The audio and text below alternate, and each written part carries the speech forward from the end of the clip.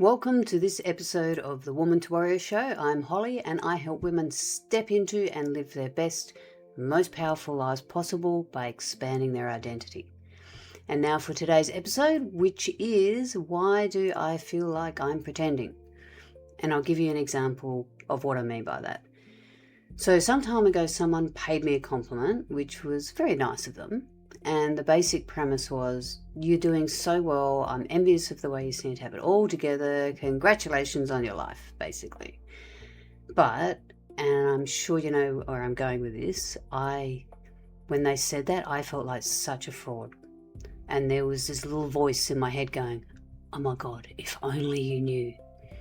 If only you knew that half the time I'm just making shit up as I go. If only you knew how completely not together I actually feel most days. If you knew the real me, you wouldn't be saying any of this. And I know you know what I mean. And so that's really what I want to talk about today, because I'm sure that sounds familiar and you are in great company. Because not one single woman I work with has not felt like that at some point. They have not felt like they're a bit of a fraud, that any day now they're going to get found out. And I know a lot of people call this imposter syndrome. I have to say I don't love that term because it makes it kind of sound like a disorder, like there's something wrong with us, and there's not. So I just call it feels like you're pretending. And here's the thing, which you would already know. It's usually not just at work. Once you start to notice it, you catch yourself doing it everywhere. You're pretending you've got it all handled when really you're barely holding the week together, right? Someone asks how you are and you say you're fine. And you're not fine. In fact, the fact that you use the word fine says a lot, because fine is a word that we use to say, move on. Next question, please.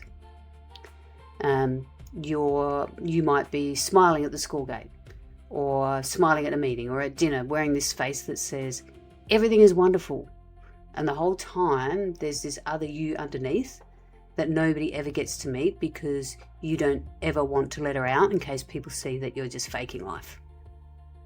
So there's the you that everyone sees, and then there's the one who's tired.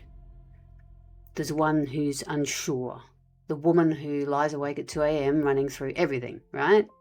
And the problem is, what makes it so much more like a weight on you is the fear that sits beneath it all, the fear of being found out. Because somewhere along the way, you have decided that if people ever saw the mess behind the mask, they'd think less of you. So you keep whatever mask you're wearing on, and you keep performing, and you get more and more worn out. And when someone tells you how great you're doing, you put on that smile, avoid real eye contact and say thank you, or you just change the subject altogether so that you're talking about them. And I did this for years. I would smile, nod as if I was accepting what they were telling me. And, on the outside, they were right because my business was doing great. It won awards. We changed people's lives.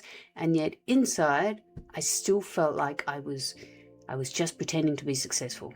It felt like there was something missing, like I wasn't worthy of any of the praise I got. But then here is what I started to learn.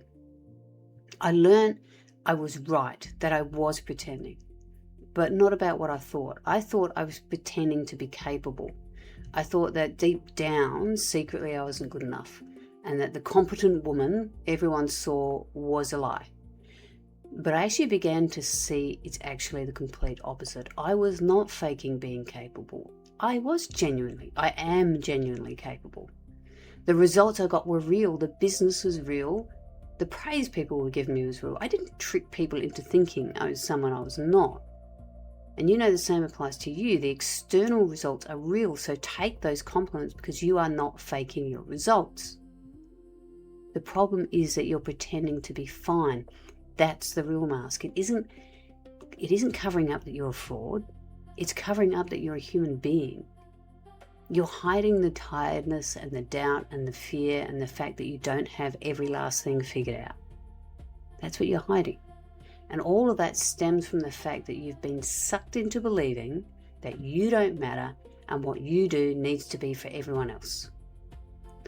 That's the problem. That's why you think you're a fraud and like you're pretending, because all of this give that you've been led to believe is a measure of your worth is not fulfilling you it is draining you. That feeling of not being good enough or not worthy enough doesn't come from pretending to be someone better than you are. It's because you are pretending to be less real than you are. Think of your life like a good pair of Spanx. You know, the pants that hold everything in, suck it all together. You squeeze yourself in so everything looks smooth and it's nicely held in and together and tight, and you smile your way through the entire day in them, but you can't take a proper breath. And the whole time you're really thinking about getting home and peeling things off so that you can finally breathe. That's the mask. Looks great from the outside and just quietly and gently suffocates you from the inside. And part of the problem here is when you never let anyone see the real you, it gets lonely, doesn't it? Even in a room full of people, because they're all connecting with the performance and not with you. And nobody can ever actually help you because, as they all know, you don't need any help. You've made very sure of that. So you carry the whole lot on your own, and we call that being strong. And I bet you've been called strong before too, haven't you? So what do we do with all this? And don't worry, I'm not going to tell you to rip the mask off or your Spanx off and go and tell the whole world your business. Just start by recognizing that you actually are the woman people think you are. And recognize that it's also, at the same time, it's okay to feel tired.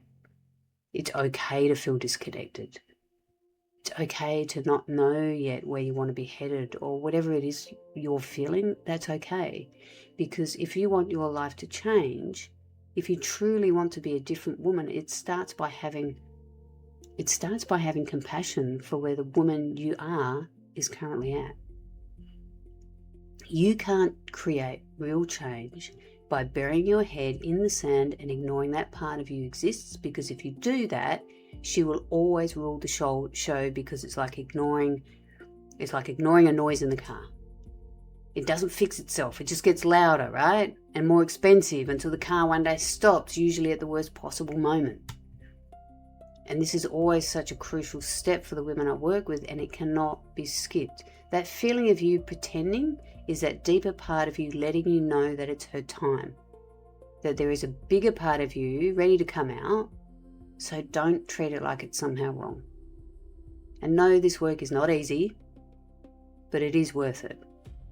And you can do it because you are not the type of woman to do things by halves, right? So ladies, I am here for you. And if this resonated, then I would love it if you could give me a like or even comment and share it with a woman who needs to hear this. And check out this other episode on why you feel stuck. If you want a conversation with me, then the links are in the description.